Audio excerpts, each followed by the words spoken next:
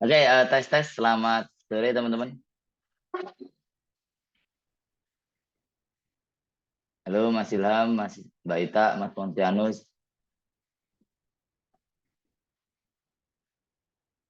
Apakah sudah di posisi masing-masing? Halo.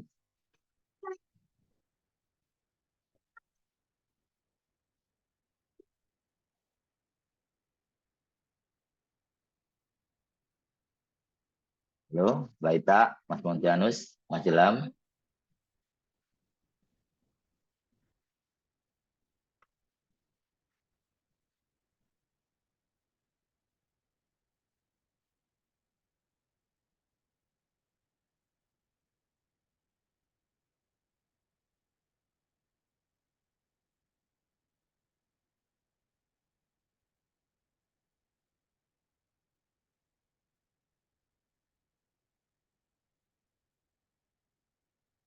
Halo.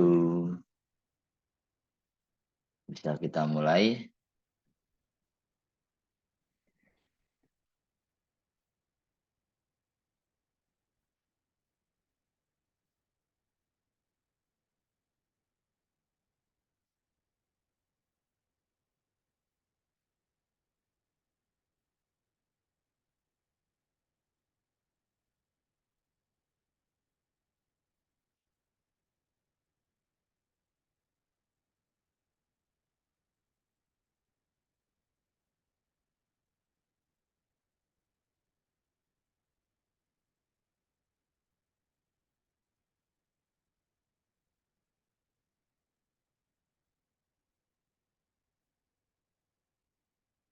Halo.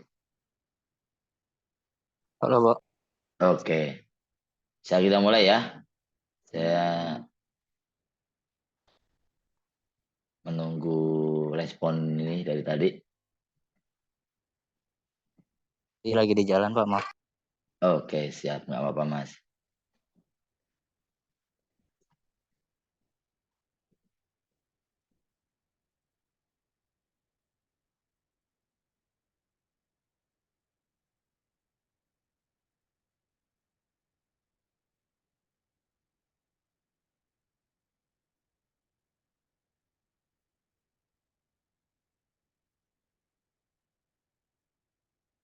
Oke, baiklah kita mulai. Bismillahirrahmanirrahim. Selamat sore. Assalamualaikum warahmatullahi wabarakatuh. Waalaikumsalam warahmatullahi wabarakatuh. Oke, salam sejahtera ya buat kita semua. Semoga teman-teman dalam kondisi sehat walafiat. Tidak kurang sedikit apapun. Marilah untuk memulai perkuliahan pada sore hari ini. Alangkah lebih baiknya kita berdoa dulu. Semoga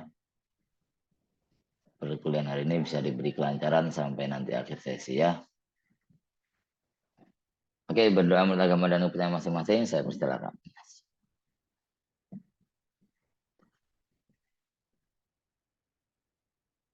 Oke, cukup.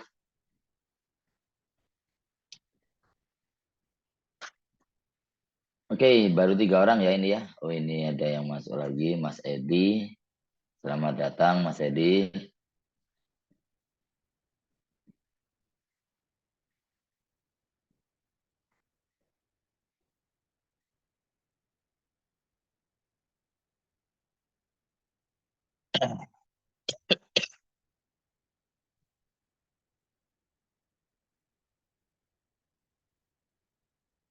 Oke, ini mata kuliah pengolahan citra ya, teman-teman ya. Sebelum saya mulai, kita presentasi dulu ya, teman-teman ya. Oke, yang pertama ada Mas Edi Rasidi, hadir. Hadir ya. Terus Mas Ilham. Hadir, Mas Pak. Ilham. Ilham hadir, Pak. Hadir ya. Oke. Hadir, Pak. Terus Mbak Ita Krisnawati. Hadir, Pak. Hadir. Terus yang terakhir Mas Ponsianus Prayogo. Hadir, Pak. Hadir ya. Oke, ada 4 orang.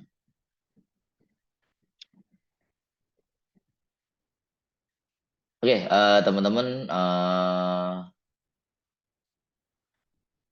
ada materi lagi ya. Ini berkaitan dengan pengolahan citra digital. Jadi silakan disimak.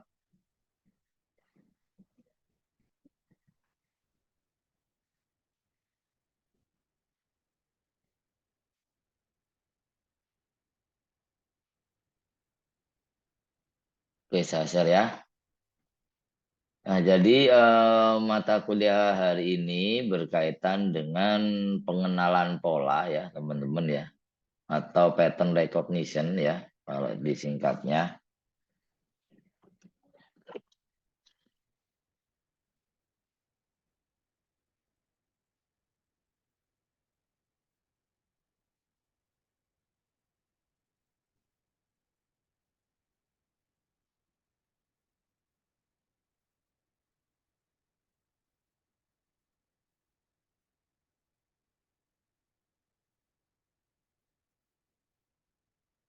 Oke, jadi pengenalan pola ya, pengenalan pola pada citra digital. Ini salah satu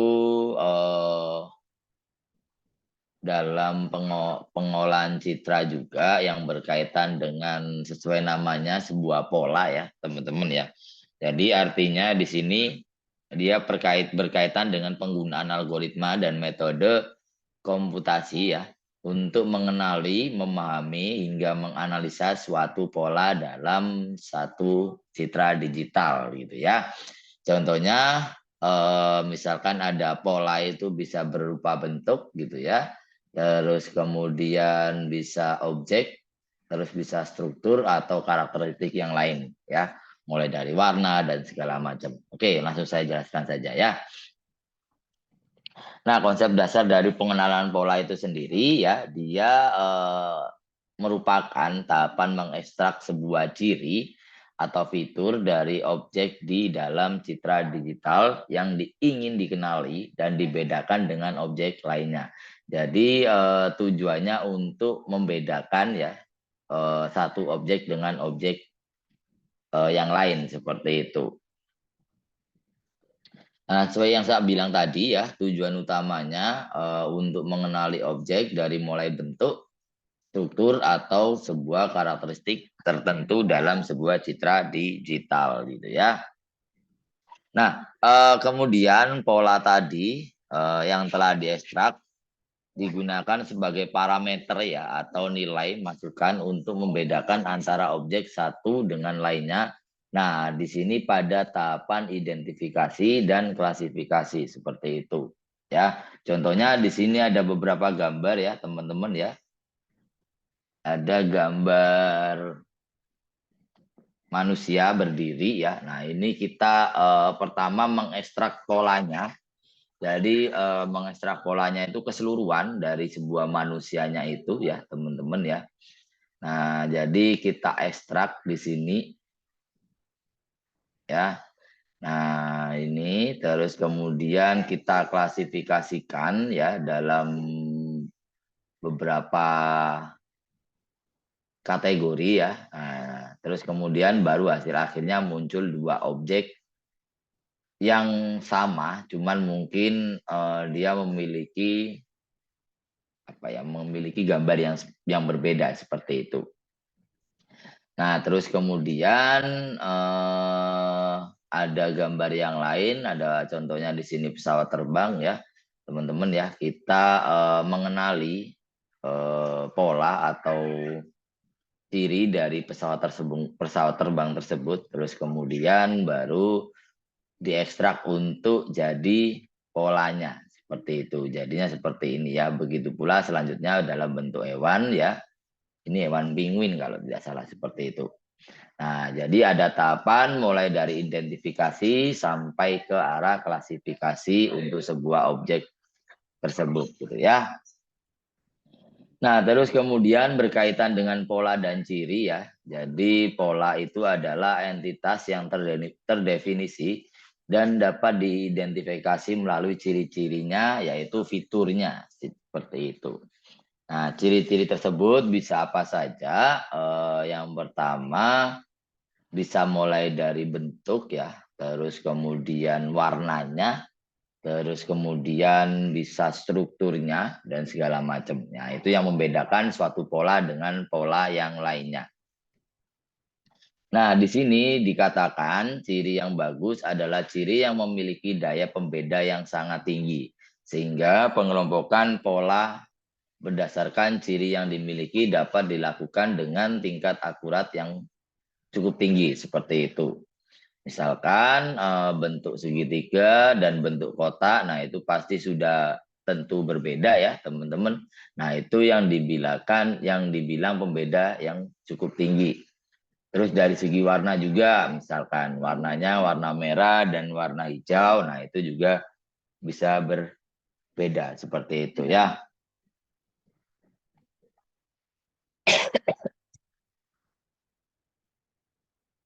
Nah, terus kemudian ya, ini berkaitan dengan pola dan cirinya ya. Di sini ada pola mulai dari huruf, suara, tanda tangan, dan sidik jari. Nah, di situ memiliki ciri-ciri yang berbeda setiap polanya seperti itu ya. Ini ya contoh simpel saja. Misalkan kalau di sini sebuah huruf, pasti dia memiliki ciri tinggi yang berbeda, terus tebal yang berbeda, terus dia juga memiliki bentuk pastinya, bentuk A sampai Z itu juga pasti dia memiliki polanya masing-masing. Terus kemudian lengkungan garisnya dan lain-lain seperti itu. Bisa juga dari skalanya, terus bisa juga dari bentuk hurufnya. Ada huruf besar, ada huruf kecil, seperti itu. Nah, itu adalah huruf. Nah, terus kemudian pola yang kedua ada suara ya. Nah, suara dia memiliki ciri apa saja? Yang pertama itu amplitudo, terus kemudian frekuensi, nada, intonasi, warna, dan lain-lain. Nah, ini berkaitan biasanya ada teknologi voice recognition ya, teman-teman ya. Nah, yang dia mengkonversi dari suara menjadi sebuah teks untuk diterjemahkan, seperti itu. Nah, itu biasanya dari sebuah suara. Nah, terus kemudian tanda tangan. Nah, ini tanda tangan contohnya setiap tanda tangan memiliki ciri khasnya, keunikannya masing-masing ya.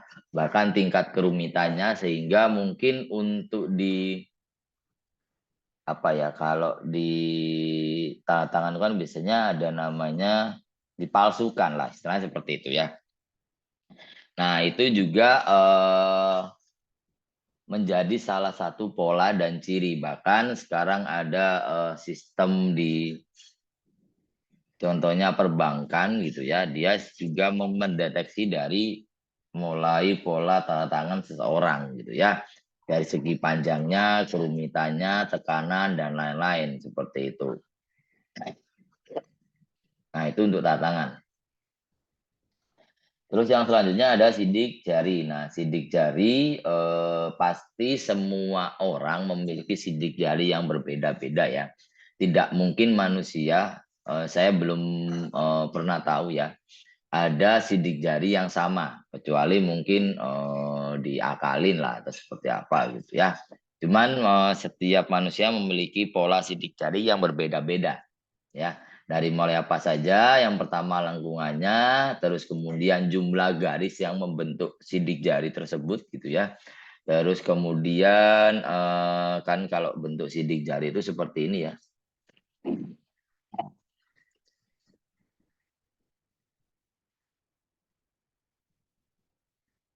Nah, kerumitan ada kerumitannya juga ya teman-teman ya.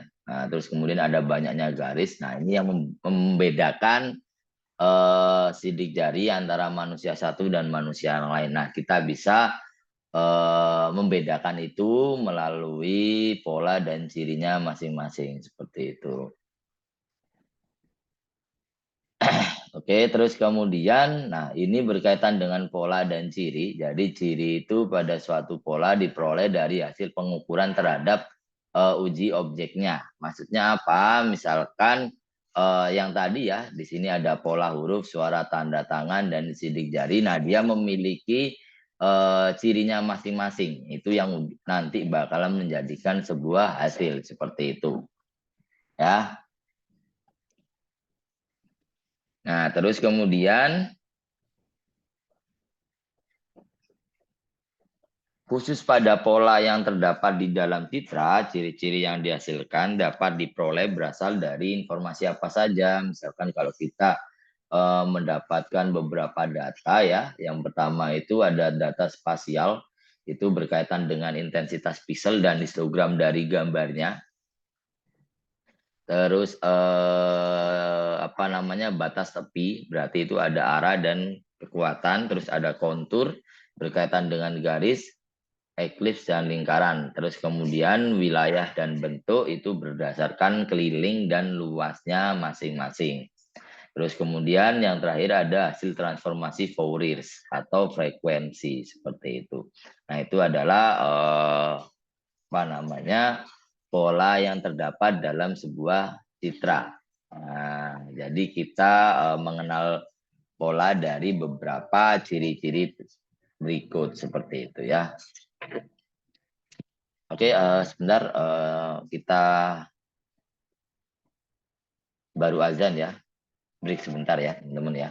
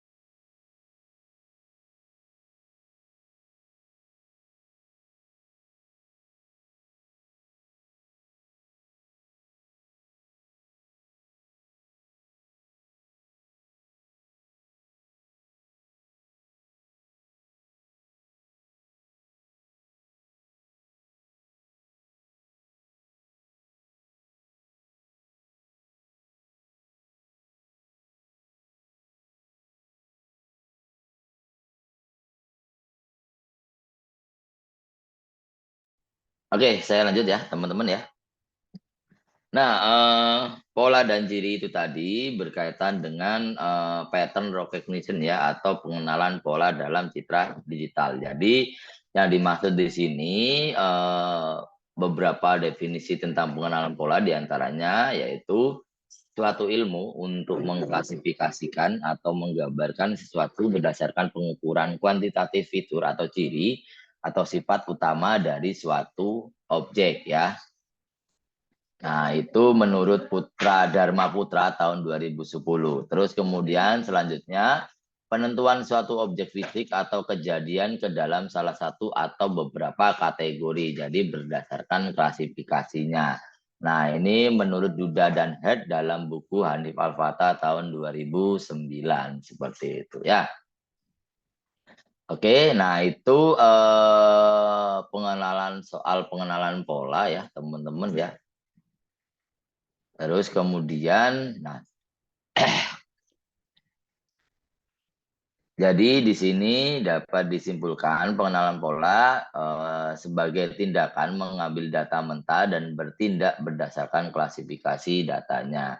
Seperti itu. Jadi secara otomatis itu berkaitan dengan bentuk, sifat, keadaan, kondisi, dan susunan tanpa keikutsertaan manusia secara aktif dalam proses pemutusan deskripsinya. Jadi sudah proses pemutasi seperti itu ya. Nah, terus kemudian pengolahan data numerik dan simbolik termasuk citra secara otomatis oleh sebuah mesin komputer gitu ya. Nah, tujuannya seperti yang saya bilang tadi untuk mengenali suatu objek dalam citra. Nah, karena di sini sebenarnya kalau kita sebagai manusia bisa mengenali objek ya yang dilihatnya karena memang otak manusia telah belajar mengklasifikasikan objek-objek di alam sehingga mampu membedakan suatu objek dengan objek lainnya. Jadi kalau di otak manusia itu kan kita diajari ya dari mulai kecil kita itu sudah tahu bentuk-bentuk bentuk-bentuk simetris, terus kemudian bentuk-bentuk yang lainnya seperti bentuk wajah manusia, terus bentuk pemandangan gunung dan segala macam kita kan sudah tahu ya. Nah di sini pengenalan pola itu memproses hal-hal tersebut seperti itu. Oke.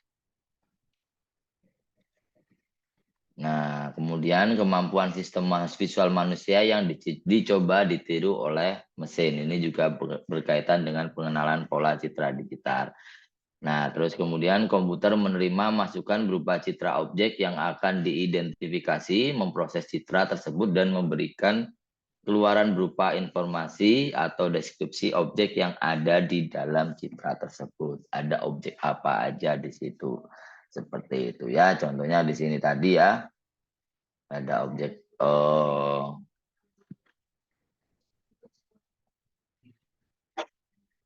ada objek pesawat, ada manusia dan sebagainya.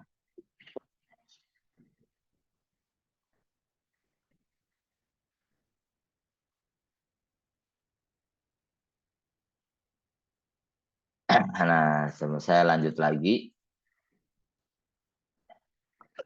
Nah, di sini ya modelnya ya. Jadi citra itu kita kenali pengenalan polanya. Nah, baru bisa kita bentuk informasi dan deskripsi dari objek tersebut melalui polanya itu masing-masing seperti itu.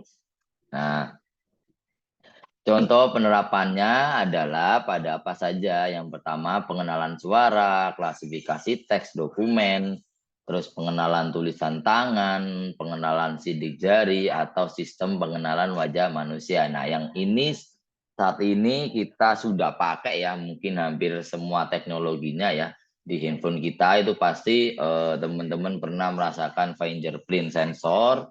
Terus kemudian juga kalau sekarang itu sudah ke arah face recognition atau pengenalan wajah manusia. Nah, kalau di iPhone sekarang ya iPhone iPhone seri yang iPhone 10 ke atas ya itu sudah melakukan face recognition. Kalau dulu kan masih sidik jari ya teman-teman ya. Nah, sekarang sudah ke arah face recognition. Untuk keamanan lebih aman mana? Sebenarnya sama saja ya. Cuman kan teknologi terus berkembang ya teman-teman ya. Jadi saat ini itu pasti berkaitan dengan kebutuhan ya, kebutuhan dari manusianya itu yang bisa bisa diakomodir oleh teknologi seperti itu. Nah, aplikasi ini kebanyakan menggunakan analisis citra bagi pengenalan pola yang berkenaan dengan citra digital sebagai input ke dalam sistem pengenalan polanya itu sendiri gitu ya. Nah, contohnya ini ya face detection ya, teman-teman ya. Bahkan ini sering digunakan bukan cuman dalam sistem keamanan juga, bahkan untuk beberapa kasus tertentu gitu ya. Nah, itu kita gunakan face recognition. Terus ada juga di teknologi kamera saat ini ya, teman-teman ya. ada namanya focusing object ya. Itu sekarang sudah mendeteksi level ke selanjutnya, bukan cuma face recognition tapi sudah eye detection. Berarti dia mendeteksi mata. Karena apa? Karena mungkin sekarang bukan cuman wajah manusia saja. Nah, misalkan untuk kebutuhan fotografi ya teman-teman ya, ada kalanya kita juga memotret hewan atau apa. Nah, kita kan bisa mendeteksi objek itu secara lebih cepat melalui matanya. Nah, seperti itu. Jadi itu udah teknologi terbaru. Kalau dulu itu masih masih bentuk wajah ya. Jadi face detection sekarang sudah ranahnya ke arah yang lebih detail lagi yaitu eye detection. Sudah mengenali pola mata. Jadi itu bisa mengakomodir kalau kebutuhan fotografi saat kita memotret hewan atau ya hewan sih ya. Yang memang dia kalau hewan kan wajahnya aneh-aneh ya teman-teman ya. Nah, seperti itu. Jadi kita bisa lebih cepat dengan teknologi eye detection.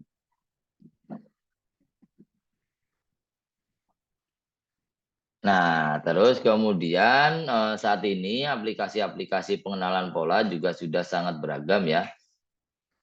Di antaranya yang pertama ada voice recognition. Nah, ini berkaitan dengan pengenalan suara sebagai kunci bagi pengguna sistem. Kalau di Android biasanya menggunakan Google Voice ya.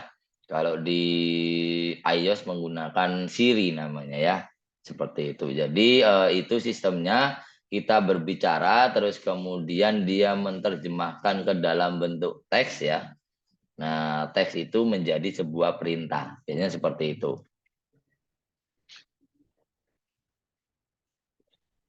Gitu ya. Terus itu untuk voice recognition. Terus untuk selanjutnya. Nah, ini ya fingerprint identification yang menggunakan pengenalan sidik jari sebagai kunci telah dipakai secara luas sebagai pengganti password atau PIN untuk mengakses sistem tertentu. Nah, ini sudah sering digunakan ya untuk absensi, terus untuk buka kunci itu menggunakan fingerprint dan sebagainya. Seperti itu. Nah, sistemnya bagaimana? Dia yang pertama ada fingerprint reader ya, dia membaca bentuk pola dari sidik jarinya tersebut. Dia menghasilkan gambar ya. Nah, gambar itu yang nanti diklasifikasikan setiap gambar itu nanti dia mendetek data yang apa saja melalui servernya seperti itu. Misalkan untuk presensi, nah itu kan pasti langsung mendetek gitu ya.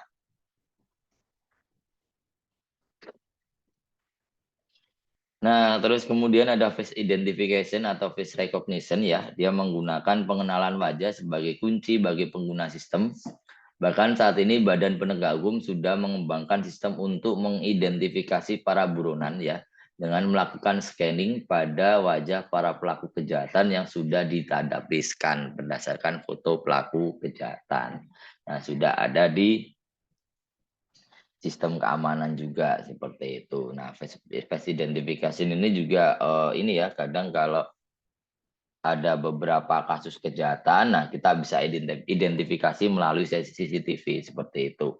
Asalkan database-nya sudah ada. Nah, ini face detection ya. Terus kemudian, nah yang selanjutnya adalah handwriting ya. Jadi sebenarnya ini sudah banyak dilakukan oleh sistem perbankan ya, secara luas ya. Karena untuk mendeteksi kita melakukan sebuah transaksi, apakah memang itu orang yang benar-benar berhak seperti itu. Nah, bukan cuma dari tanda tangan juga ya. Nah, jadi bisa juga melalui tulisan tangan. Nah, itu tulisan tangan kan setiap orang pasti beda-beda ya, teman-teman ya. Nah, itu juga bisa mengidentifikasi untuk hal tersebut seperti itu. Nah, ini ya contohnya ya. Ini untuk mengidentifikasi tanda tangan asli dan tanda tangan palsu ya. Nah, Nah, dia bisa diidentifikasi dari beberapa poin ya, teman-teman ya. Yang pertama arahnya, terus starting pointnya, terus kemudian detail dari pergerakannya gitu ya. Nah, sampai hasil akhirnya. Nah, itu kan biasanya digunakan. Sekarang itu ada sistem namanya tanda tangan digital ya. Nah, cuman itu harus ada beberapa proses verifikasi supaya itu benar-benar sah ya, teman-teman ya.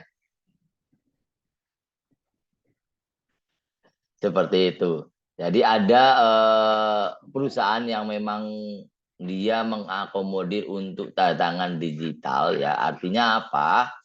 Artinya itu memang saat ini sudah dibutuhkan daripada kita tanda tangan banyak ya, tinggal diverifikasi aja. Itu nanti bentuknya adalah jadinya seperti QR code seperti itu. Nah, ini ada namanya Privy ID. Ya, ini salah satu perusahaan ya. Dia yang memang, nah ini untuk mengidentifikasi secara resmi ya. Mulai dari tanda tangan, terus kemudian ID dari orang tersebut, nah, gitu ya.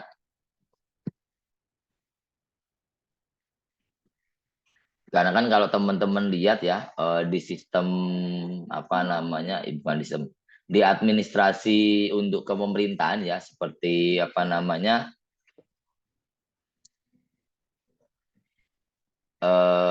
kayak surat apa namanya kartu keluarga. Nah, kartu keluarga kan tanda tangan resminya kan dia cuman bentuknya barcode ya sekarang ya, teman-teman ya. Nah, seperti itu.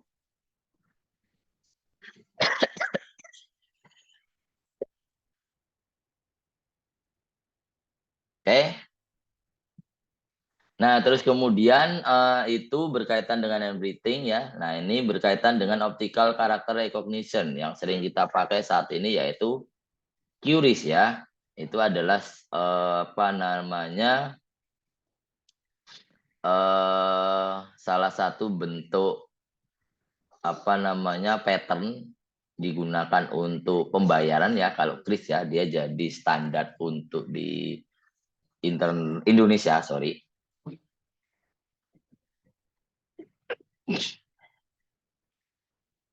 Sekarang kan semua sudah menggunakan itu ya. Jadi kepanjangan dari Quick Response Code Indonesian Standard.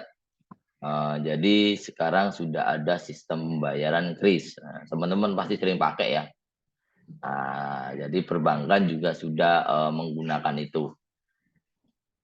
Supaya apa? Yang pertama pasti lebih cepat ya teman-teman ya. Tidak perlu kita memasukkan nomor rekening. Kita tidak usah apa namanya capek-capek untuk verifikasi lagi, kita tinggal scan saja sudah langsung muncul untuk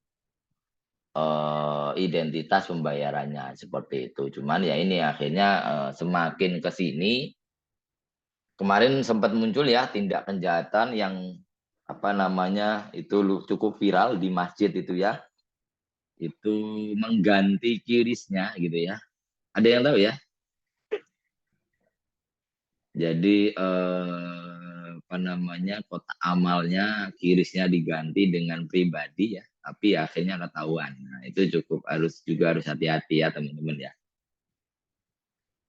Soalnya kan biasanya kan ada yang kita tidak asal langsung transfer gitu ya, asal langsung masukin, tapi kita juga harus tahu ini identitasnya benar atau tidak, nah, supaya tidak salah kaprah. Seperti itu karena ya cukup lumayan ini ya, cukup lumayan apa namanya resikonya juga cukup lumayan tinggi gitu ya. Nah, ini berkaitan juga dengan media pembelajaran ya. Saat ini sudah menggunakan sistem optical character recognition juga. Jadi dia bisa mengeluarkan suara seperti itu. Terus dia juga bisa menuntun saat kita baca. Nah, ini banyak digunakan untuk media pembelajaran, biasanya seperti itu. Nah, terus kemudian berkaitan dengan robot vision ya, yang digunakan oleh aplikasi robotik dalam mengenali objek tertentu pada lingkungan yang unik. Nah, ini biasanya kalau di ranah robotik ya, teman-teman ya. Nah, itu kan ada namanya kita juga mengenali pola untuk di jalan dari sebuah robot, bahkan juga banyak kasus-kasus tertentu untuk robotik biasanya digunakan seperti itu untuk pengenalan pola citra digital gitu ya. Cuman di sini penting untuk dicatat bahwa pengenalan pola adalah bidang yang sangat kompleks ya dan sangat berkembang ya. Contohnya tadi ya adanya QRIS, terus kemudian adanya face detection, kemudian kemarin juga ada kasus face deepfake. Nah, itu juga perlu jadi catatan gitu ya. Jadi tantangan semakin majunya teknologi, kita juga harus lebih hati-hati seperti itu. Karena sekarang tindak apa ya kalau saya bilang tindak kriminalitas orang juga semakin canggih lah istilahnya gitu ya.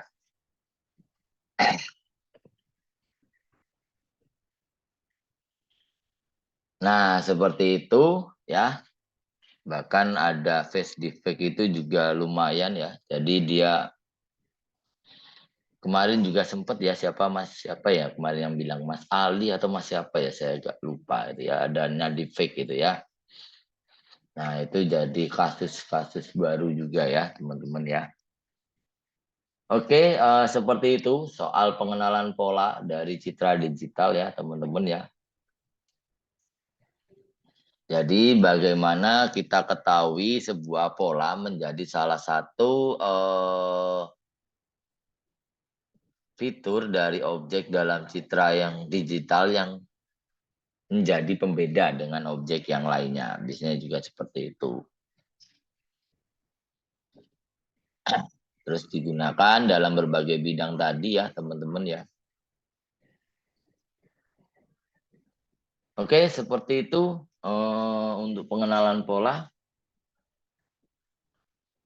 Sampai sini ada yang mau bertanya?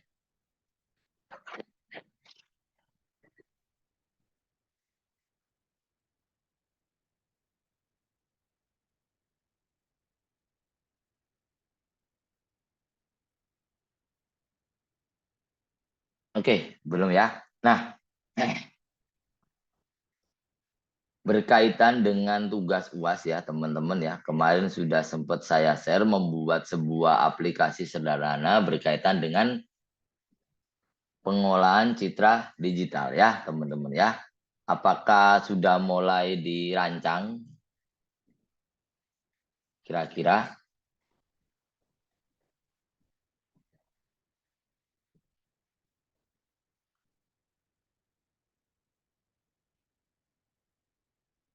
Atau ada yang masih bingung soal tugasnya?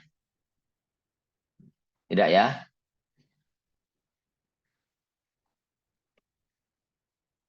Nah, mulai minggu depan karena materinya sudah selesai, jadi mulai minggu depan saya buka untuk sesi presentasi dan demo untuk aplikasi yang sudah dibuat gitu ya.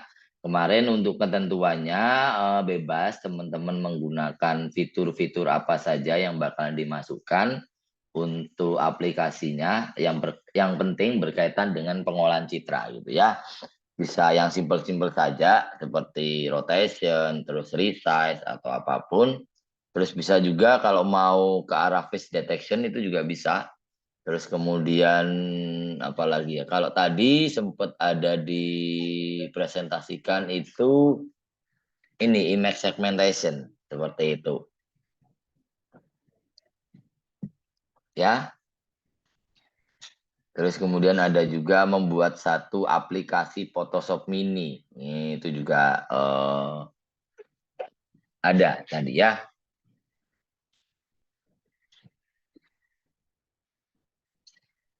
Jadi mulai minggu depan silakan dimulai untuk pembuatan aplikasinya ya teman-teman ya.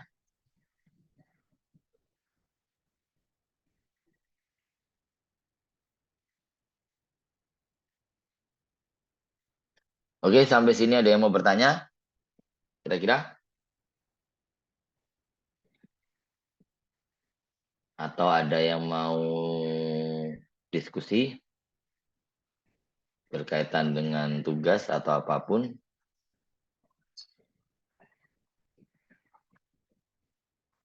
Halo?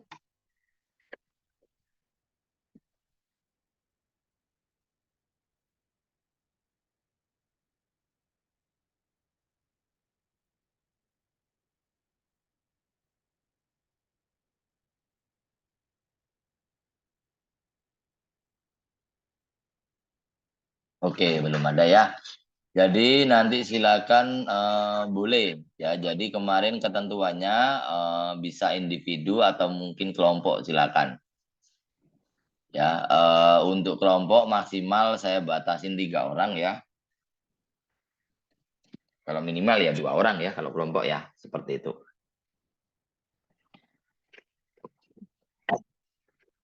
Nah, sebenarnya banyak caranya. Teman-teman tinggal coba browsing saja untuk pembuatan aplikasinya ya. Nggak usah yang ribet-ribet sebenarnya, karena saya pengen teman-teman belajar untuk membuat aplikasi sederhana saja ya. Kalau tadi itu ada yang cukup cukup menarik ya. Jadi ada satu aplikasi digunakan untuk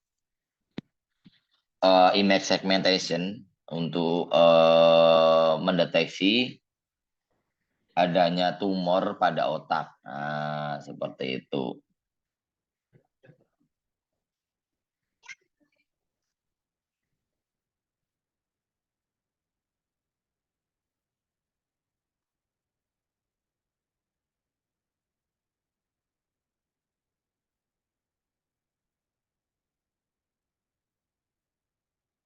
Oke, kalau tidak ada yang ditanyakan, kita cukupkan ya teman-teman ya. Jadi silakan dimulai untuk mengerjakannya, karena nanti untuk hasil akhirnya itu berkaitan dengan UAS ya teman-teman ya.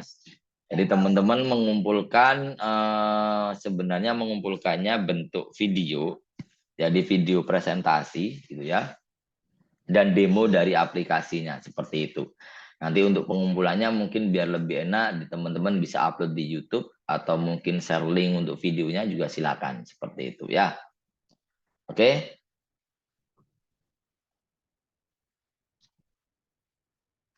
Nah, yang didemokan apa? Ya fitur-fitur dari aplikasinya ya, teman-teman ya.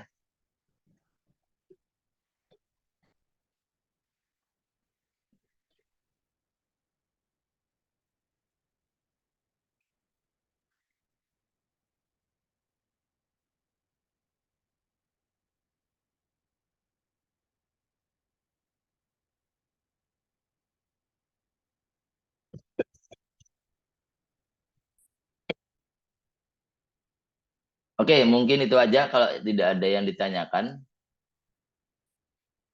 Kita cukupkan dulu untuk pertemuan pada malam hari ini ya. Oke, alangkah lebih baiknya kita tutup juga dengan berdoa. Semoga apa yang kita dapat hari ini bisa berkah dan bermanfaat buat kita semua ya. Berdoa menurut agama dan kepercayaan masing-masing, saya persilakan.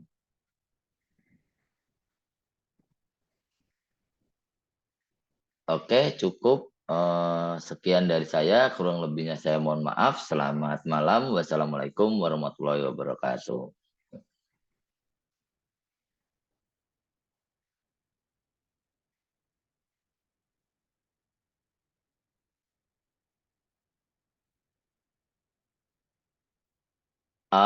Untuk bahasanya sebenarnya bebas sih. Tadi ada juga yang menggunakan apa namanya HTML, ada juga yang Python. Nanti terserah bisanya pakai apa sih. Cuman kan untuk di sini kan kita menggunakan ini ya Python ya. Seperti itu untuk image processingnya,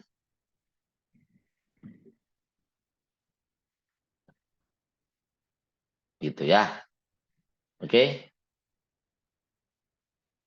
Ada yang mau tanya lagi? Oh, tidak. Oke, seperti itu ya. Oke, seperti itu ya teman-teman. Saya izin lift dulu. Nanti misalkan ada yang mau ditanyakan, langsung bisa dijawab saja ya sama saya. Oke, izin lift ya teman-teman. Sampai ketemu lagi minggu depan ya.